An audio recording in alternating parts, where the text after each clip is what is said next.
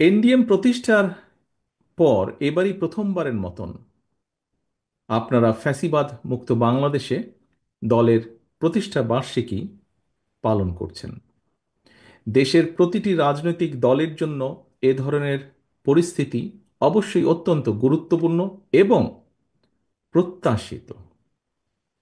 আমি আজকের সম্মানিত সভাপতির সাথে একই সুর মিলিয়ে বলতে চাই, আগামী দিনে আর কোনো স্বৈরাচার, আর কোনো ফ্যাসিবাদ যাতে দেশ এবং জনগণের অধিকার কেড়ে নিতে না পারে, সেজন্য গণতন্ত্রকে প্রাতিষ্ঠানিক রূপ দেবার প্রক্রিয়া এবং পদ্ধতি প্রণয়ন এবং বাস্তবায়নের এখনই সঠিক সময়, উপযুক্ত সময়। যদিও গণতন্ত্রকে প্রাতিষ্ঠানিক রূপ দেবার ক্ষেত্রে অন্তর্বর্তীকালীন সরকারের সদিচ্ছা কিংবা সামর্থ্য নিয়ে ইতিমধ্যেই হয়তো জনমনে কিছুটা হতাশার সৃষ্টি হয়েছে, তবুও গণতন্ত্রের পক্ষের রাজনৈতিক দলগুলো জনগণের ভোটে, জনগণের কাছে জবাবদিহিমূলক সরকার প্রতিষ্ঠার স্বার্থে অন্তর্বর্তীকালীন সরকারের প্রতি সমর্থন এখনো অব্যাহত রেখেছে। উপস্থিত সম্মানিত অতিথিবৃন্দ, বিএনপি সহ বাংলাদেশের পক্ষের গণতান্ত্রিক রাজনৈতিক দলগুলো শুরু থেকেই অন্তর্বর্তীকালীন সরকারের কর্মপরিকল্পনার রোডম্যাপ ঘোষণার আহ্বান জানিয়ে আসছে। আহ, সকল কিছু বিবেচনা করলে আমরা দেখতে পাই সরকার কিন্তু সেই আহ্বানে সেভাবে সাড়া দেয়নি। সরকার বরং জাতীয় নির্বাচনের সুনির্দিষ্ট দিন তারিখ ঘোষণাকে সুকৌশলে অল্প সংস্কার, বেশি সংস্কার এ ধরনের একটি অভিনব শর্তের বেড়াজালে বলা যায় আটকে দিয়েছে। অন্তর্বর্তীকালীন সরকারের চিন্তা এবং কর্ম পরিকল্পনা সম্পর্কে জনগণ অন্ধকারে থাকায় কিন্তু দেশের রাজনৈতিক অঙ্গনে হয়তোবা অস্থিরতা বাড়ছে। প্রায় বিভিন্ন দাবি দাওয়া নিয়ে আমরা দেখছি প্রতিদিন বিভিন্ন শ্রেণী পেশার মানুষ রাজপথে জড়ো হচ্ছেন। মাত্র 10 মাসের মাথায় সরকারের ভেতরে এবং বাইরেও কিন্তু এক ধরনের অস্থিরতা দৃশ্যমান হতে শুরু করেছে। সরকার জনগণের ভাষা, আশা, আকাঙ্ক্ষা উপলব্ধি করতে ব্যর্থ হলে দেশে রাজনৈতিক অস্থিরতা বাড়তেই থাকবে। আমরা মনে করি দেশে এভাবে অস্থিরতা বাড়লে এই সরকারের পক্ষে পরিস্থিতি সামাল দেওয়া কষ্টসাধ্যই হয়ে পড়বে। সুতরাং অন্তর্বর্তীকালীন সরকারের প্রতি তাদের সক্ষমতা সম্পর্কে আরও সতর্ক হওয়ার আহ্বান জানাই আজকের এই সভা থেকে। উপস্থিত প্রিয় রাজনৈতিক সহকর্মীবৃন্দ, উপস্থিত সম্মানিত অতিথিবৃন্দ, গণতন্ত্রের পক্ষে রাজনৈতিক দলগুলো যারা দীর্ঘ 1.5 দশক ধরে ফ্যাসিবাদী বিরোধী আন্দোলন সংগ্রামে একসঙ্গে আমরা রাজপথে ছিলাম, অন্তর্বর্তীকালীন সরকারের সামর্থ্য এবং সক্ষমতা সম্পর্কে আমরা এখনো নেতিবাচক মন্তব্য করিনি আমাদের অবস্থান থেকে। তবে আমরা চুপ থাকলেও কিন্তু জনমনে এই সরকারের সক্ষমতা নিয়ে কিন্তু প্রশ্ন এরই ভিতরে উঠছে এবং বহু মানুষ, বিভিন্ন শ্রেণী পেশার মানুষ কথা এরই মধ্যে বলছেন। জুলাই আগস্টের অভ্যুত্থানে হাজারো শহীদের রক্ত চিরতরে অন্ধ হয়ে যাওয়া কিংবা নাক কান শরীরের অঙ্গ প্রত্যঙ্গ হারিয়ে চিরতরে পঙ্গুত্ব বরণ করা মানুষের হাহাকার, হাসপাতালে চিকিৎসাধীন অসংখ্য মানুষের আর্তনাদ এবং ফ্যাসিবাদ বিরোধী জাতীয় ঐক্যের উপর ভিত্তি করেই বর্তমান অন্তর্বর্তীকালীন সরকার বা সরকারের নৈতিক এবং রাজনৈতিক বৈধতার ভিত্তি রচিত হয়েছে। অথচ অথচ জুলাই আগস্টের আন্দোলনে কতজন শহীদ হয়েছেন, কতজন আহত হয়েছেন, 10 মাসেও কিন্তু অন্তর্বর্তীকালীন সরকার শহীদদের এই সংখ্যা ও তালিকা চূড়ান্ত করতে পারেনি। সম্মানিত অতিথিবৃন্দ, অথচ এর বিপরীতে একটু যদি আমরা খেয়াল করে দেখি, আপনাদেরকে আমি অনুরোধ করব একটু গভীরভাবে খেয়াল করে দেখবার জন্য। খুব সম্ভবত 2023 সালের অক্টোবর থেকে আজ পর্যন্ত, এই মুহূর্ত পর্যন্ত যুদ্ধ বিধ্বস্ত গাজায় কতজন মানুষ শহীদ হয়েছেন, কতজন আহত হয়েছেন, এই মুহূর্তে যদি আপনারা গুগলে সার্চ করেন, সেখানে মোটামুটিভাবে হতাহত মানুষের সংখ্যার হালনাগাদের যে তথ্য সেটি আপনারা দেখতে পাবেন বা পেয়ে যাবেন। অথচ এই মুহূর্তে একজন শিক্ষার্থী অথবা একজন গবেষক যদি জুলাই আগস্টের শহীদদের সঠিক সংখ্যা সম্পর্কে সঠিক কিছু জানতে চান, তথ্য জানতে চান, তারা কি সেই সঠিক তথ্যটি পাবেন? এ ব্যাপারে কিন্তু একটি বিরাট সন্দেহ বা প্রশ্ন রয়ে গিয়েছে।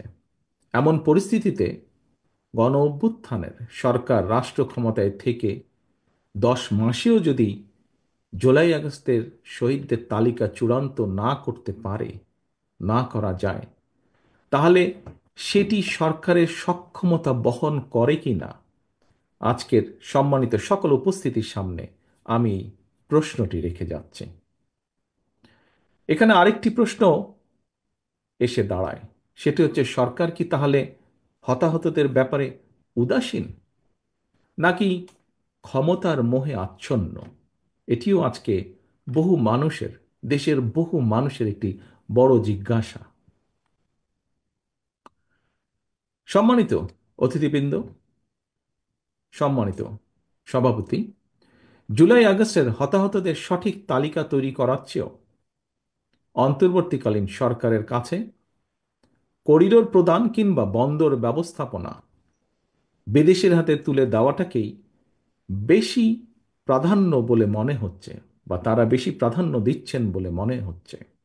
আমি একই সাথে এই ব্যাপারে সভাপতি সাহেব তার বক্তব্যে যা বলেছেন তার সাথে একই সুরে সুর রেখে বলতে চাই, আমরা আবারও স্পষ্ট করে জানিয়ে দিতে চাই, করিডোর কিংবা বন্দর দেওয়া না দেওয়ার সিদ্ধান্ত অন্তর্বর্তীকালীন সরকারের অবশ্যই কাজ নয়। এই সিদ্ধান্ত নেবে জনগণের ভোটে নির্বাচিত জাতীয় সংসদ বা জনগণের ভোটে নির্বাচিত সরকার। বর্তমান অন্তর্বর্তীকালীন সরকারের আইনগত এবং রাজনৈতিক বৈধতা নিয়ে হয়তো কোনো প্রশ্ন নেই, তবে এই সরকার কোনোভাবেই জনগণের কাছে জবাবদিহিমূলক সরকার নয়। সুতরাং অন্তর্বর্তীকালীন সরকারের কাছে জনগণের ভোটে জনগণের কাছে জবাবদিহিমূলক সরকার প্রতিষ্ঠাই প্রথম এবং প্রধান অগ্রাধিকার হতে হবে। সম্মানিত সভাপতি, সম্মানিত অতিথিবৃন্দ, সম্মানিত উপস্থিত নেতৃবৃন্দ, সরকার জাতীয় রাজস্ব বোর্ড এনবিআর এর সংস্কার শুরু করেছে। এনবিআর সংস্কারের প্রয়োজনীয়তা নিয়ে আমাদের হয়তো কারোরই কোনো তেমন দ্বিমত নেই, কিন্তু সংশ্লিষ্টদের সঙ্গে আলাপ আলোচনা এবং সুষ্ঠু পরিকল্পনা এবং পরিণত চিন্তা না করে তড়িঘড়ি করে সংস্কার শুরু করে দেওয়ায় কিন্তু পুরো বিষয়টি হিতে বিপরীত হয়েছে, যা এরই ভিতরে আমরা পত্রপত্রিকার মাধ্যমে, সংবাদপত্রের মাধ্যমে পরিষ্কারভাবে দেখতে পাচ্ছি। প্রতিষ্ঠানটির কর্মকর্তারা সংস্কার প্রস্তাবনা এবং পদ্ধতি সম্পর্কে ভিন্ন মত পোষণ করে এরই ভিতরে কিন্তু প্রতিবাদ কর্মসূচি পালন করছেন। এনবিআর এর চলমান কর্মসূচির ফলে যথাসময়ে নিয়মিত রাজস্ব আদায় কার্যক্রম বন্ধ রয়েছে। ফলে চলতি অর্থ বছরে হাজার হাজার কোটি টাকার রাজস্ব ঘাটতি দেখা দেওয়ার কিন্তু একটি বিরাট সম্ভাবনা দেখা দিয়েছে। অন্তর্বর্তীকালীন সরকার এখনও তাদের কর্ম পরিকল্পনার অগ্রাধিকার কোনটি তাদের প্রায়োরিটি নির্ধারণ করতে পেরেছেন বলে কিন্তু মনে করার কোনোই কারণ নেই। অন্তর্বর্তীকালীন সরকার যাই বলুক না কেন, আমরা যদি খেয়াল করে দেখি, দেশে বিনিয়োগ পরিস্থিতিও কিন্তু আশাব্যঞ্জক নয়। সরকারকে আমরা দেখেছি ব্যাপক আয়োজনে বিনিয়োগ সম্মেলন করলেও কাঙ্ক্ষিত বিনিয়োগ কিন্তু আসেনি। দেশি কিংবা বিদেশি বিনিয়োগ পরিবেশের জন্য রাজনৈতিক স্থিতিশীলতা এবং স্থিতিশীল একটি সরকার অত্যন্ত গুরুত্বপূর্ণ। এই বিষয়ে এখানে উপস্থিত সম্মানিত সভাপতি সহ উপস্থিত অতিথিবৃন্দ কেউ দ্বিমত পোষণ করবেন না, আমি দৃঢ়ভাবে বিশ্বাস করি। সুতরাং শুধু জনগণের রাজনৈতিক ক্ষমতায়ন কিংবা জনগণের ভোট প্রয়োগের অধিকার প্রতিষ্ঠার জন্যই নয়, বরং একই সাথে দেশের অর্থনৈতিক উন্নয়নের জন্য দেশি বিদেশি বিনিয়োগ পরিবেশ নিশ্চিত করার জন্য জনগণের ভোটে নির্বাচিত জনগণের কাছে জবাবদিহিমূলক সরকার প্রতিষ্ঠা অত্যন্ত জরুরি। প্রিয় রাজনৈতিক সহকর্মীবৃন্দ, নানা রকম আলোচনা সমালোচনা থাকলেও গণতান্ত্রিক বিশ্বে কিন্তু শেষ পর্যন্ত রাজনীতিবিদরাই রাষ্ট্র পরিচালনা করেন। জনগণকে সঙ্গে নিয়ে জনগণের সঙ্গে থেকে রাজনীতিবিদ এবং রাজনৈতিক দলগুলো রাষ্ট্র পরিচালনার দায়িত্ব পালনের জন্য নিজেদেরকে প্রস্তুত করে থাকেন। এটি গণতান্ত্রিক বিশ্বের রীতি। সরকার কিন্তু কোনো একটি এলিট ক্লাব কিংবা কর্পোরেট প্রতিষ্ঠান নয়। সরকার অবশ্যই একটি রাজনৈতিক প্রতিষ্ঠান। এই রাজনৈতিক প্রতিষ্ঠানটির সঙ্গে দেশের প্রতিটি নাগরিকের সরাসরি অংশগ্রহণ নিশ্চিত থাকতে হবে। গণতান্ত্রিক রাজনৈতিক সংস্কৃতি এবং ব্যবস্থাকে উপেক্ষা করে যদি বিরাজনীতিকরণকে উৎসাহিত করা হয়, তাহলে হয়তোবা কোনো ব্যক্তি বিশেষ লাভবান হলেও হতে পারেন, কিন্তু শেষ পর্যন্ত রাষ্ট্র, গণতন্ত্র এবং গণতান্ত্রিকামী জনগণই ক্ষতিগ্রস্ত হয়।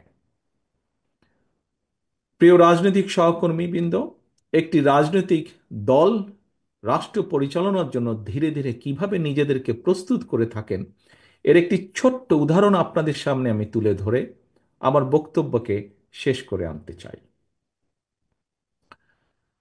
আমরা সকলেই জানি, পতিত পরাজিত পলাতক স্বৈরাচার লুটপাট, দুর্নীতি আর টাকা পাচার করে দেশের ব্যাংকিং খাতকে বলা যায় প্রায় ধ্বংস করে ফেলেছিল। এই ব্যাংকিং খাতকে সংস্কার করার জন্য এনডিএম 22 দফা সুপারিশমালা প্রস্তুত করেছে। এর মধ্যে 9টি দফা অগ্রাধিকার ভিত্তিক সুপারিশ। এনডিএম এর এই 9 দফা সুপারিশ আমার দেখার সুযোগ হয়েছে। সুপারিশগুলোকে আমার কাছে সময় উপযোগী এবং যৌক্তিক মনে হয়েছে, বাস্তবধর্মী মনে হয়েছে। তবে এই যে বিষয়টি যেটি বললাম 9 দফার, বা এই যে অর্থনৈতিক যে ব্যাংকিং সেক্টরে এনডিএম এর যে প্রস্তাবনা, এই বিষয়টি এখানে বলার মূল লক্ষ্য বা উদ্দেশ্য হচ্ছে প্রতিটি রাজনৈতিক দল এভাবেই দল এবং সরকার পরিচালনার দায়িত্ব পালনের জন্য রাজনৈতিক প্রক্রিয়ায় ধীরে ধীরে নিজেদেরকে প্রস্তুত করে তোলে। নিজ নিজ দলের আদর্শ, উদ্দেশ্য এবং প্রস্তাবনার পক্ষে জনগণের ম্যান্ডেট নেয়। জনগণের ম্যান্ডেট পেলে রাষ্ট্র এবং সরকার পরিচালনার দায়িত্ব পালন করে। সুতরাং বিরাজনৈতিকরণ নয়, বরং দেশে গণতান্ত্রিক রাজনৈতিক দল এবং গণতান্ত্রিক বিধিবিধান এবং রীতি পদ্ধতিগুলিকে বরং শক্তিশালী করা অত্যন্ত জরুরি। দেশের সাংবিধানিক প্রতিষ্ঠানগুলোকে শক্তিশালী করা অবশ্যই অত্যন্ত প্রয়োজন, এবং এজন্য প্রয়োজন গণতান্ত্রিক চর্চা। অন্তর্বর্তীকালীন সরকারের প্রতি আবারও আহ্বান জানিয়ে বলবো, পরিস্থিতি অযথা ঘোলাটে না করে জাতীয় নির্বাচনের সুস্পষ্ট তারিখ ঘোষণা করুন। জনগণের ভোটে জনগণের কাছে দায়বদ্ধ সরকার প্রতিষ্ঠা করা না গেলে পতিত পলাতক স্বৈরাচারকে মোকাবেলা করা সহজ হবে না। লোভ লাভের প্রলোভন থেকে মুক্ত থেকে অন্তর্বর্তীকালীন সরকার অচিরেই জাতীয় নির্বাচনের তারিখ ঘোষণা করে জনগণের বাংলাদেশে জনগণের অধিকার প্রতিষ্ঠার দায়িত্ব পালন করবে, এই প্রত্যাশা রেখে এবং একই সাথে আবারও এনডিএম এর 8ম প্রতিষ্ঠা বার্ষিকীর এই দিনে আপনাদের সকলের এবং এনডিএম এর রাজনৈতিক সাফল্য কামনা করে আমার বক্তব্য শেষ করছি। সকলকে ধন্যবাদ। আল্লাহ হাফেজ। বাংলাদেশ জিন্দাবাদ।